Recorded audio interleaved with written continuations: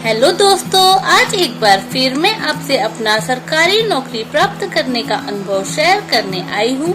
इसके लिए मैंने कभी भी कोई महंगी महंगी किताबें राइटर के पीछे नहीं भागी हूँ। तो मैं अपने अनुभव आपके साथ इसलिए शेयर करती हूँ ताकि आपको भी मेरे अनुभव का लाभ मिल सके और आप भी महंगी महंगी किताबें और कोचिंग के खर्चों से बचते हुए अपनी एक सरकारी नौकरी जरूर पक्की कर लें। अक्सर जब भी हम किसी तैयारी के बारे में सोचते हैं तो हमारे मन में सबसे पहले ख्याल आता है कि हमें कौन सी बुक लेनी चाहिए, किसके पास कोचिंग जाना चाहिए। लेकिन मेरे मन में कभी भी ये ख्याल नहीं आता है। मैं हमेशा सिलेबस को डाउनलोड करती हूँ और अपनी कम से कम खर्चे में तैयारी करती हूँ, क्योंकि सरकारी नौकरी लगना एक बहुत ही लंबी प्रोसेस है। हर साल कोई न कोई नई बुक आती रहती है। किसी न किसी बुक में हमारा मन अटक जाता है कि ये बुक अच्छी है, वो बुक अच्छी है।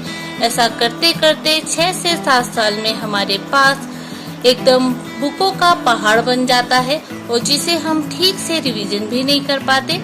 तो मेरा मानना है कि जितने कम सोर्सेज रहेंगे उतना ज्यादा हम रिवीजन करेंगे, उतनी ज्यादा हम प्रैक्टिस करेंगे। और सरकारी नौकरी प्राप्त करने के लिए आपको किसी महंगी बुक और कोचिंग की जरूरत नहीं है। जितनी आप प्रैक्टिस करेंगे, जितना आप रिवीजन कर सकते हैं उतना आप रिवीजन करें। और प्रैक्टिस तो आप बेहिसाब करें, भले ही आपके नंबर आ रहे हो नहीं आ रहे हो, कैसे भी हो, आप प्रैक्टिस इतनी करें कि आप प्रैक्टिस कर कर के थक जाएं और यानी बेहद तक आप प्रैक्टिस ही करें।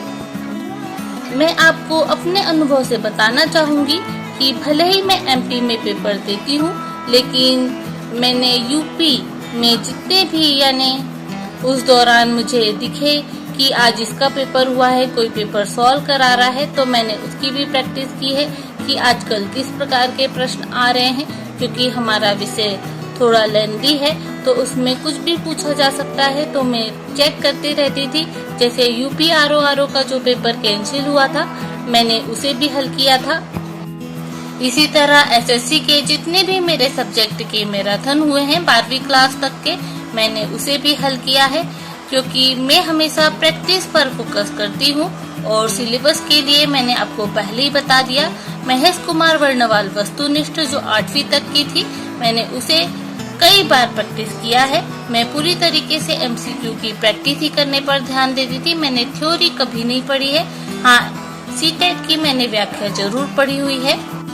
जब तक आप प्रैक्टिस नहीं करेंगे और केवल सिलेबस पर ही ध्यान देते रह जाएंगे तो आपके नंबर नहीं बढ़ेंगे।